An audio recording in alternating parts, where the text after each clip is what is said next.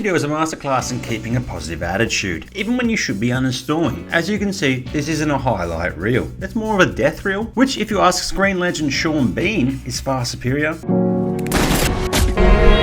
So the first half of this game goes directly to the team I'm not on, ending up with a 10-2 scoreline. But don't worry gamers, we turn this bad boy around. Now, I might look like a scrub, but looks can be deceiving. Have you ever seen one of those artistic glow-up challenges on TikTok? Just wait till I glow up!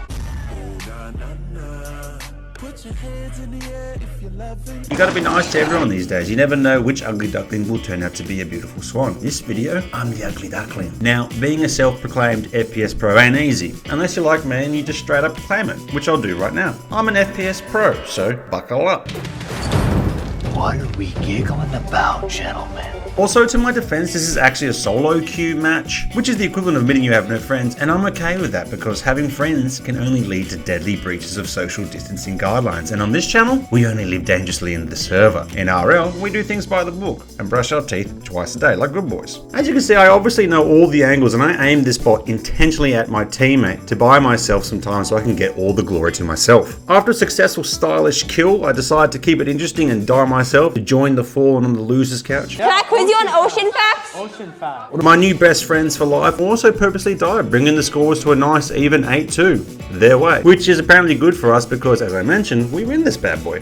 Did I mention like and subscribe? Oh, I did? Okay. Apparently it's free, so don't be a tired-ass. Click the button. Back to it. So as you can see, nothing else of note happens and it very quickly becomes 10-2 and this match is all but over. But that's when the comeback trend begins to hoot its horn. And we win the first round of the second half, thanks to me. Bam, bop. And then also thanks to this bloke on the other team for apparently wearing his headphones backwards. Bada bop, boom, pow. With the wind finally in our sails, I decided to focus mainly on theatrics over aiming, and it pays off with a solid 1k and another round. They feel like our defenses are pretty sloppy and decide to try their luck again, but underestimate my thousands of hours of CS and face me one at a time. Big mistake. With my newfound cocky attitude, I'm jumping all over the place and bringing the fear of God to these chumps.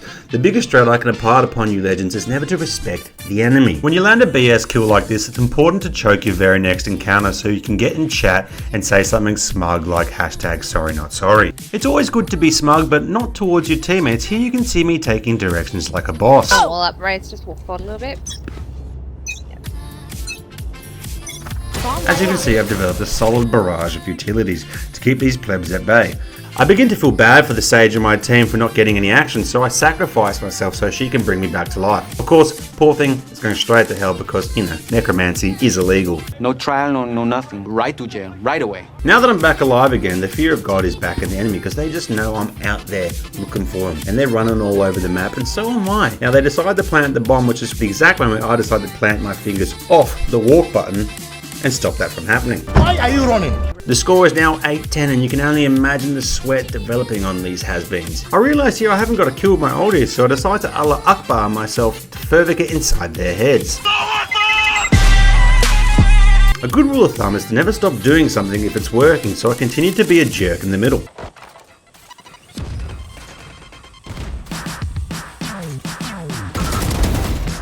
I try to flee to safety smoothly but get a little excited and take a couple attempts, which is a part of the mind game, as they are now in full sweat mode, which allows me to hunt them down like dogs. He died like a dog. In that metaphor, I think I'm the dog and they are like foxes or something. Either way, the scores are now 10-10. Speaking of dogs, the next round's a bit of a dog's breakfast and it's all over the map and they managed to get their first round of the half, breaking the spell that we had them under. In the next round, I decided to use my ulti on absolutely nothing as a 4D chess move just to remind them of our shoot first, ask questions later attitude.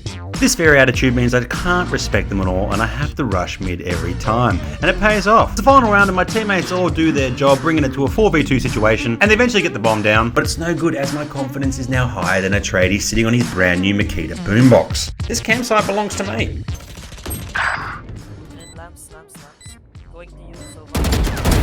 And with that, the victory is ours. So I hope you all learnt the vital lesson of remaining smug at all costs. I don't think any of you probably made it this far in the video, but if you are here and I'm not alone, remember to like and subscribe and leave a comment. The one with the most likes I'll include in the next video. Okay, with that being said, stay smug, brush your teeth, and I'll see you next time.